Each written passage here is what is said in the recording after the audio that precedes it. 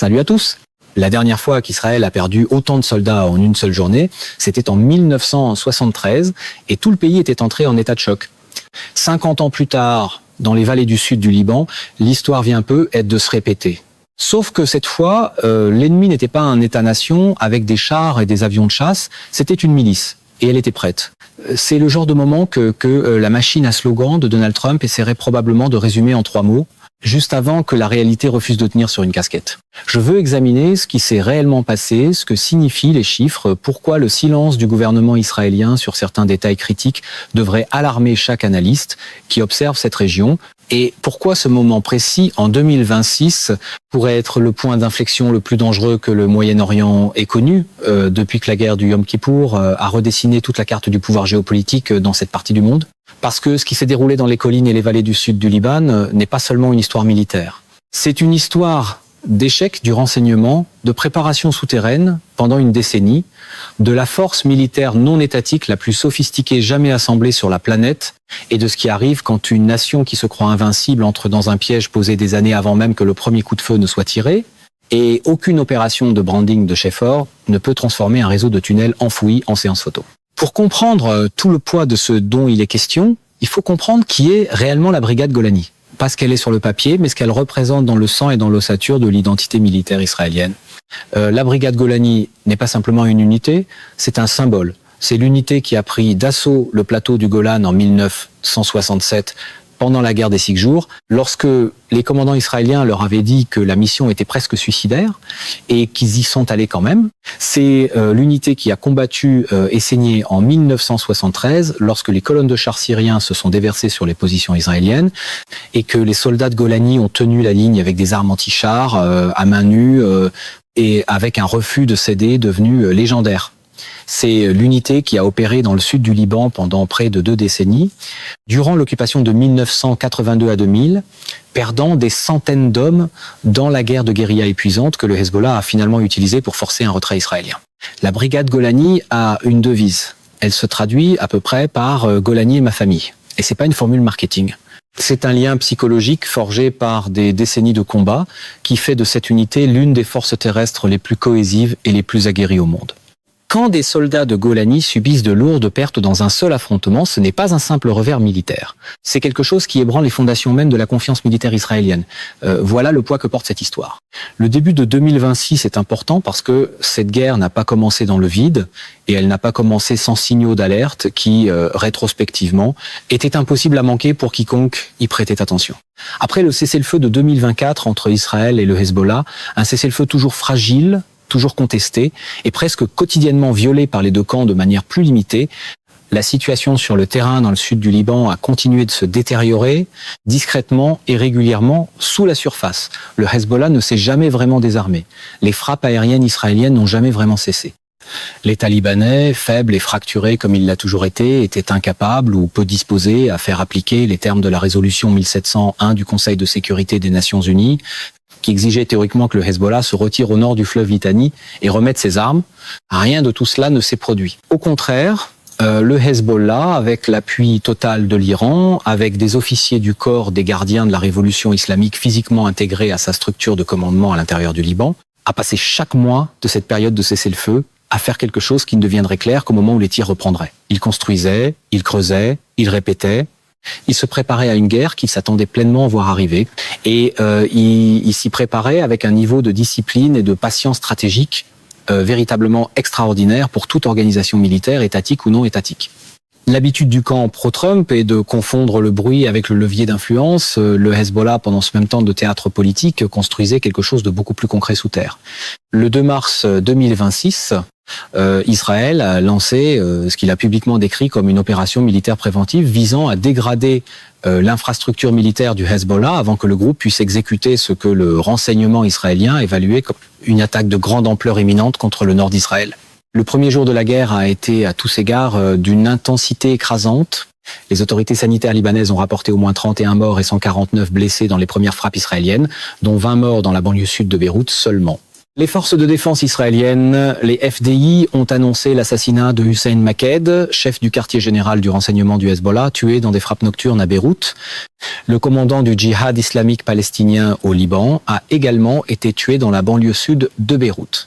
À la tombée de la nuit du premier jour, le bilan était monté à 52 morts. Des familles entières fuyaient le sud du Liban en direction de Sidon.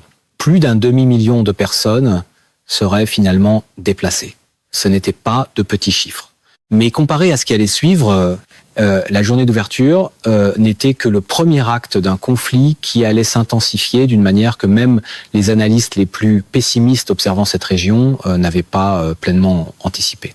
Ce qui rend la guerre du Liban de 2026 fondamentalement différente de tous les affrontements précédents entre Israël et le Hezbollah, c'est la nature de la force à laquelle Israël faisait face. En 2006, Israël a combattu un Hezbollah qui possédait environ 13 000 roquettes, quelques milliers de combattants entraînés et une structure de commandement qui, bien qu'efficace, restait largement organisée autour de tactiques de harcèlement de guérilla. En 2026, l'organisation qu'Israël affrontait était quelque chose de catégoriquement, qualitativement différent. Le Hezbollah, en 2026, disposait d'environ 150 000 roquettes et missiles, y compris des munitions guidées de précision capables de frapper des bâtiments précis à Tel Aviv et à Haïfa. Il comptait entre 40 000 et 100 000 combattants entraînés répartis à travers le Liban. Mais surtout, il avait construit une ville militaire souterraine sous le sud du Liban, un réseau de tunnels, de bunkers, de commandements, de dépôts d'armes, de positions de combat fortifiées et de lignes de communication souterraines qui a nécessité plus d'une décennie de construction à un coût de plusieurs milliards de dollars financé presque entièrement par l'Iran. C'est le genre de détail qu'une conférence de presse en mode discours musclé a tendance à passer sous silence parce que le béton, les tunnels et la logistique n'applaudissent pas sur commande.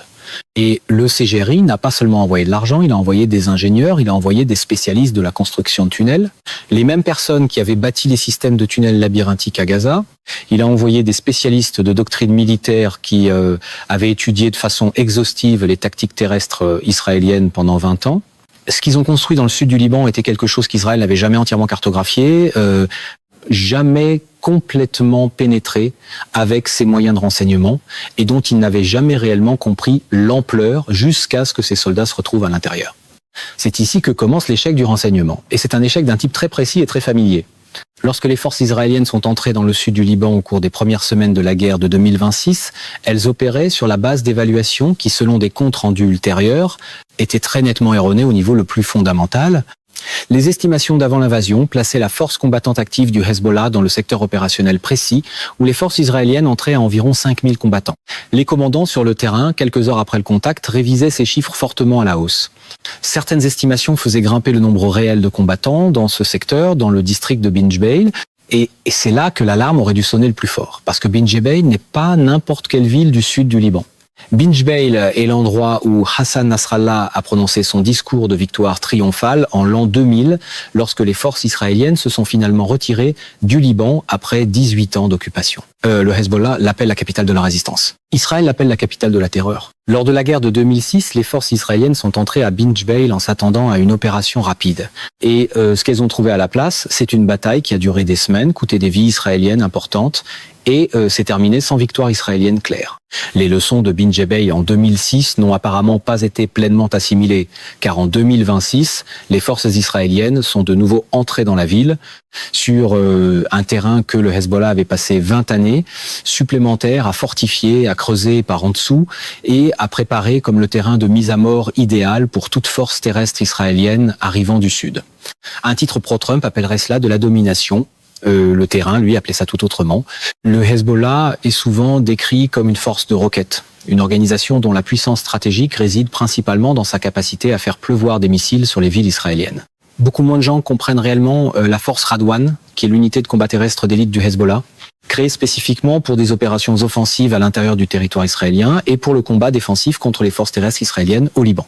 Les combattants de la force Radwan ne sont pas des guérilleros au sens traditionnel du terme, c'est-à-dire des combattants irréguliers tirant quelques coups avant de disparaître dans la population. Ils sont formés à la guerre interarmes, coordonnant des équipes de missiles anti-chars avec des opérateurs de drones, des positions de mitrailleuses lourdes, des réseaux d'engins explosifs improvisés, des tireurs d'élite et de l'infanterie d'une manière qui crée des champs de tir superposés et mutuellement renforcés depuis plusieurs directions en même temps. Ils se sont entraînés pendant des années en combattant en Syrie, acquérant une véritable expérience du combat dans certains des environnements de guerre urbaine les plus brutalement intenses de tout le XX et une siècle. Et lorsqu'ils sont revenus au Liban, ils étaient plus la même organisation que celle qui avait combattu Israël en 2006. Ils étaient plus durs, plus expérimentés, plus meurtriers, et ils avaient passé des années à étudier la doctrine terrestre israélienne, précisément pour en trouver les failles. C'est ici que l'école politique du « il suffit de frapper plus fort » tombe à court de slogans et commence à chercher la porte de sortie. Un poste de commandement a été frappé par des drones de précision dans l'espace entre les villes d'Ainata et de Binj Bay. La brigade Givati des FDI a réussi à s'emparer de l'hôpital local après d'intenses combats rapprochés, affirmant avoir tué 20 combattants du Hezbollah à l'intérieur et découvert une cache d'armes dans le bâtiment. La 98 division parachutiste est entrée dans les districts de l'Est aux côtés de Golani et a affronté des unités Radwan dans le terrain urbain le plus étroit et le plus difficile du sud du Liban. Lorsque les images satellites ont capturé l'état du centre-ville de Binj Bay, il était méconnaissable, des décombres et des ruines dans toutes les directions. Le coût de cette destruction des deux côtés était réel et considérable. La question centrale doit être abordée directement et honnêtement. L'affirmation selon laquelle 350 soldats israéliens auraient été tués en une seule journée dans une embuscade du Hezbollah contre la brigade Golani. Ce chiffre précis s'est propagé de façon agressive sur les réseaux sociaux, les chaînes YouTube, ainsi que dans divers médias alternatifs et marginaux. Les preuves, toutefois, montrent un portrait plus compliqué. Autrement dit, un chiffre viral ne devient pas vrai simplement parce qu'un mégaphone de campagne le répète assez fort. Le chiffre de 350 morts des FDI dans un seul affrontement n'a pas été confirmé par les autorités militaires israéliennes, par les médias israéliens, qui opèrent sous censure militaire en temps de guerre, mais rapportent tout de même les décès individuels de soldats, ni par aucune organisation de presse internationale vérifiée. Ce qui est connu avec une certitude absolue, c'est que les pertes israéliennes dans la guerre du Liban de 2026 ont été réelles, documentées et continues. Ce qui est également connu, c'est que le chiffre de 357 morts en une seule journée en avril 2026 est un nombre très réel, mais il ne renvoie pas à des soldats israéliens tués dans une embuscade. Il renvoie à des citoyens libanais et à des combattants du Hezbollah tués dans des frappes aériennes israéliennes pendant l'opération Eternal Darkness, le bombardement le plus dévastateur des FDI en une seule journée de toute la guerre. Ce chiffre 357 semble avoir été extrait, inversé, reconditionné et transformé en arme dans la guerre de l'information qui se déroule en parallèle de chaque conflit cinétique dans le paysage médiatique moderne. Mais c'est plus compliqué qu'une simple histoire de débunkage. L'affirmation de perte catastrophique pour Golani n'existe pas dans un vide total. Elle existe dans un contexte plus large de raisons réelles et documentées de croire que la communication d'Israël sur ses pertes pendant la guerre du Liban de 2026 a été largement incomplète et délibérément retardée. La mécanique de la communication adore un champ de bataille embrumé. Elle peut vendre de la certitude alors que les faits rampent encore hors de la fumée. Les lois israéliennes sur la censure militaire donnent au FDI une autorité étendue pour retenir les chiffres des pertes pendant les combats actifs. Les familles des soldats tombés sont informées en privé. Les annonces publiques sont retardées. Cela crée un écart systématique, parfois un écart de plusieurs jours, parfois plus long, entre les pertes réelles sur le champ de bataille et les chiffres officiellement rapportés. Des analystes indépendants qui suivaient les schémas géographiques des opérations tactiques israéliennes dans le sud du Liban, durant certaines semaines précises, ont remarqué quelque chose de frappant. Ces schémas correspondaient à des unités qui avaient subi de lourdes pertes et qui consolidaient et se regroupaient plutôt que d'avancer. Le moment du virage soudain et spectaculaire d'Israël vers des bombardements aériens massifs au début d'avril, après plusieurs semaines de combats terrestres intenses, est entièrement cohérent avec une armée qui a rencontré de sérieux revers au sol et qui s'est tournée vers le domaine où elle possède un avantage écrasant. La guerre de l'information autour de ce conflit est elle-même une arme d'importance stratégique. Le Hezbollah maintient tout un appareil médiatique, la télévision Al-Manar, de multiples opérations sur les réseaux sociaux et un réseau de médias régionaux alignés, spécifiquement consacrés à amplifier les récits d'échecs et de souffrances militaires israéliennes. Les médias d'État iraniens servent d'amplificateur mondial pour tout ce qui fait paraître Israël faible ou vulnérable. Et du côté israélien, la censure militaire, combinée à une tendance institutionnelle profondément enracinée, a présenté chaque opération comme un succès, quels que soient les résultats tactiques réels, crée l'environnement parfait dans lequel la propagande officielle et la contre-propagande prospèrent simultanément. C'est le même vieux théâtre de la certitude. Un camp affirme que tout est victoire, l'autre que tout est effondrement, et la vérité reste dehors, devant la salle de presse, sans accréditation. La vérité dans la guerre, comme cela a toujours été le cas, comme ce fut le cas en 1973, comme ce fut le cas en 2006 et comme c'est le cas en 2026, se situe quelque part entre les déclarations officielles et les affirmations virales les plus spectaculaires. Et pour la trouver, il faut observer ce que chaque camp fait plutôt qu'écouter ce que chaque camp dit. Ce qu'Israël a fait en avril 2026 en lançant l'opération Eternal Darkness, la plus grande campagne de bombardement de toute la guerre, révèle quelque chose de profond sur l'état d'esprit du leadership militaire et politique israélien à ce moment-là. Les nations ne lancent pas leur campagne aérienne la plus dévastatrice de toute une guerre sans une raison qui dépasse la pure stratégie. Il y avait de l'urgence là-dedans. Il y avait une réponse inscrite dans cette opération. C'est là que le style Donald Trump du beau, parfait exercice de force commence à sonner moins comme une stratégie que comme une tentative d'éclairer une pièce en mettant le feu au rideau. Le 8 avril 2026, l'opération Eternal Darkness s'est déroulée et son ampleur a été suffisamment stupéfiante pour susciter une condamnation mondiale à un niveau de la part d'un éventail de pays que même Israël avait rarement vu auparavant. Au moins 357 personnes ont été tuées, le bilan quotidien le plus élevé de toute la guerre. Les FDI ont déclaré avoir frappé plus sensibles et tué au moins 250 militants dans 100 frappes aériennes menées dans des zones densément peuplées. Le président libanais Joseph Aoun a qualifié cela de massacre et a décrété une journée nationale de deuil ainsi qu'un jour férié. Le secrétaire général des Nations Unies, Antonio Guterres, a condamné les attaques sans équivoque. Le haut-commissaire des Nations Unies aux droits de l'homme, Volker Turk, a qualifié les scènes d'horribles. Médecins sans frontières a rapporté que son personnel de santé avait été blessé par les forces israéliennes à l'hôpital Iram, à Tyr, et a signalé d'importants dommages à l'établissement. 3 filles ont été tuées dans une frappe sur la ville côtière d'Alloun.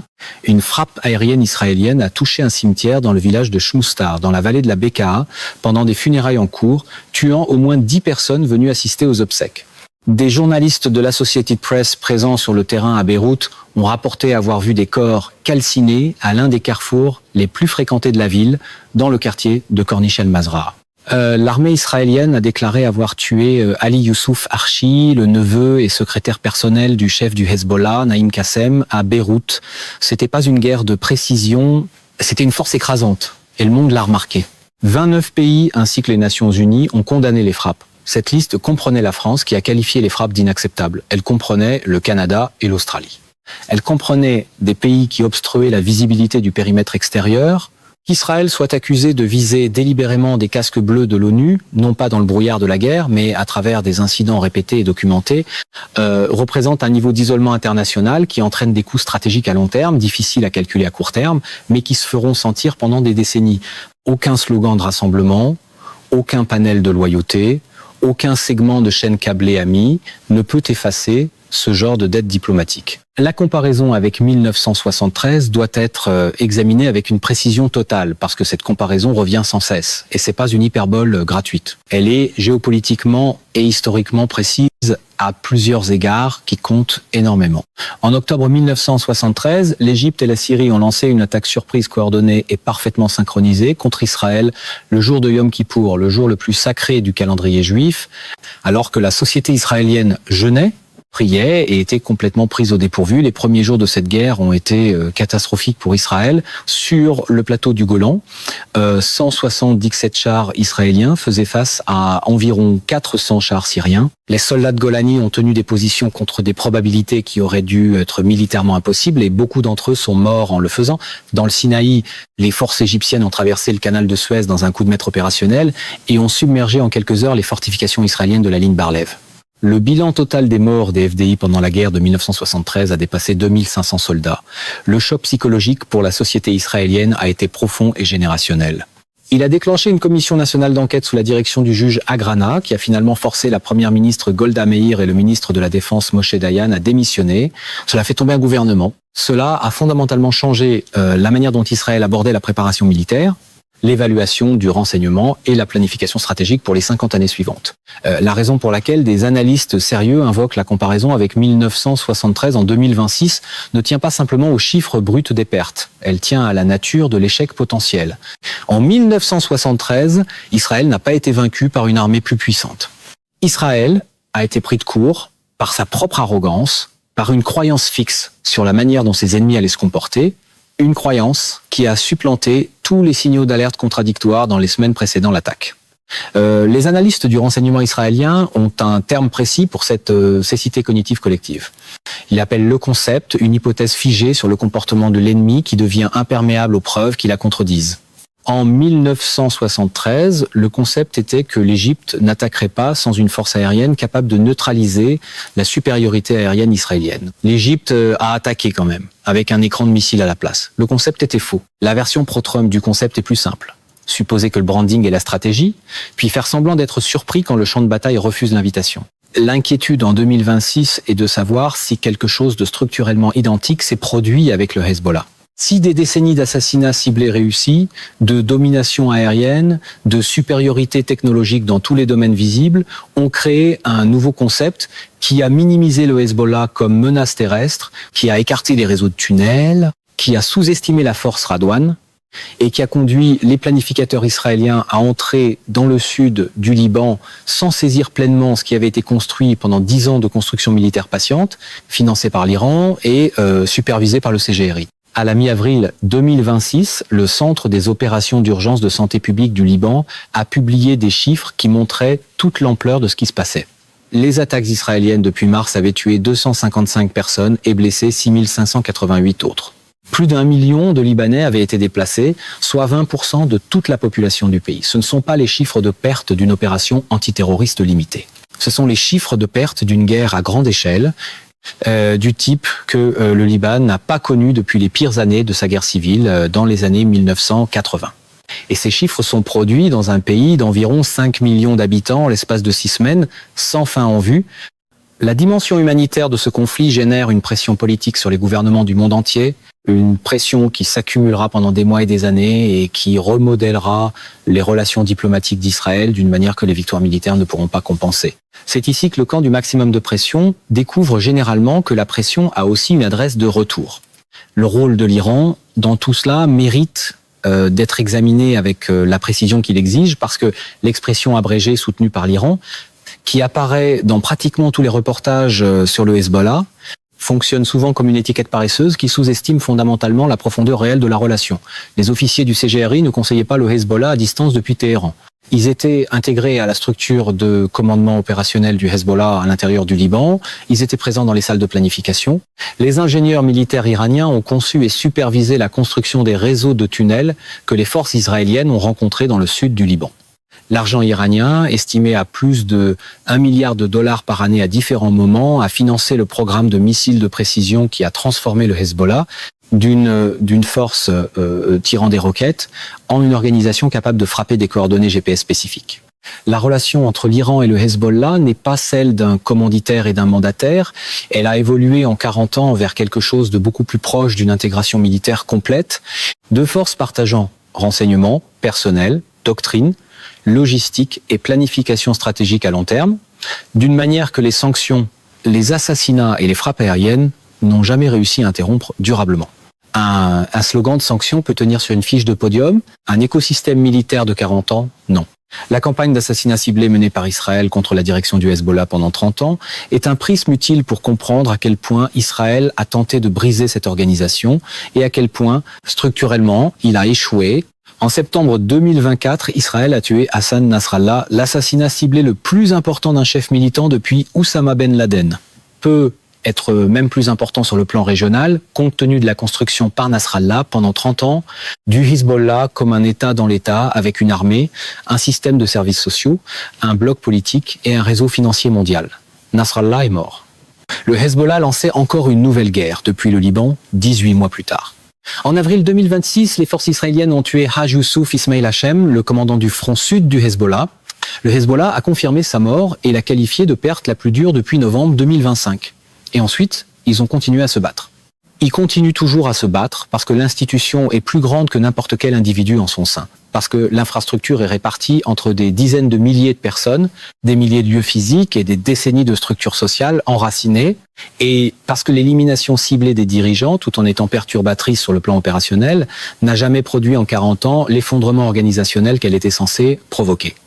Les enjeux géopolitiques plus larges de ce qui se passe au Liban en 2026 dépassent largement Israël et le Hezbollah. L'Arabie saoudite observe, la Turquie observe. Chaque gouvernement du monde arabe, d'Europe et des grandes puissances recalcule ses positions en fonction de ce que cette guerre démontre sur l'équilibre militaire réel au Moyen-Orient. Pendant des années, l'hypothèse stratégique dans la politique de puissance régionale était que la valeur du Hezbollah pour l'Iran était essentiellement dissuasive. Une arme chargée pointée vers le nord d'Israël, empêchant Israël d'attaquer le programme nucléaire iranien en menaçant de représailles dévastatrices. Si le Hezbollah a démontré en 2026 qu'il peut infliger de lourdes pertes aux forces terrestres israéliennes dans un terrain défensif préparé, ce calcul dissuasif devient beaucoup plus puissant. La position de l'Iran dans les négociations nucléaires, dans les conversations sur l'architecture de sécurité régionale, dans chaque relation bilatérale où la capacité militaire compte, change lorsque le monde a vu que le Hezbollah peut combattre et faire mal au FDI. À l'inverse, si Israël réussit finalement à dégrader de manière significative l'infrastructure militaire du Hezbollah par cette guerre, à détruire les réseaux de tunnels, à repousser les combattants, à éliminer les commandants supérieurs plus vite qu'ils ne peuvent être remplacés, l'Iran perd son actif militaire avancé le plus puissant. Et l'équation stratégique bascule fortement dans l'autre direction. Voilà les enjeux derrière chaque frappe aérienne, chaque opération terrestre et chaque négociation de cessez-le-feu dans ce conflit. C'est aussi pourquoi traiter la géopolitique comme un segment télévisé avec des pauses d'applaudissements n'est pas de la fermeté, c'est de la mise en scène qui prétend être de l'art de gouverner. Ce qui vient ensuite est la question que chaque analyste sérieux tente de résoudre. Et la réponse honnête est que les conditions d'un véritable règlement n'existent tout simplement pas. Un cessez-le-feu est nominalement en vigueur, mais c'est un cessez-le-feu dans le même sens où le cessez-le-feu de 2024 était une pause dans des hostilités actives de grande ampleur qu'aucun des deux camps ne traite comme une véritable fin du conflit sous-jacent. Les forces israéliennes restent positionnées au sud du fleuve Litani, dans une zone de sécurité qu'elles ont établie par la force. Le Hezbollah rebâtit sa présence dans des zones que les forces israéliennes ont traversées et partiellement détruites. L'État libanais, dirigé par le président Joseph Aoun, pousse en faveur d'un véritable processus de paix, appelant à un retrait israélien du territoire libanais en échange du déploiement de l'armée libanaise dans le sud et d'une voie vers le désarmement du Hezbollah. La position d'Israël est qu'aucun retrait n'aura lieu avant le désarmement. La position du Hezbollah est que le désarmement n'est pas un sujet de négociation en aucune circonstance. Ces positions ne sont pas simplement incompatibles à la marge, elles sont structurellement, fondamentalement irréconciliables, ce qui signifie que le cessez-le-feu tiendra jusqu'au prochain déclencheur. Et lorsqu'il se brisera, les deux camps repartiront d'un point de départ nouveau et plus dangereux. Un processus de paix ne peut pas se négocier comme une fanfaronnade de campagne. L'autre camp doit faire plus que servir de décor.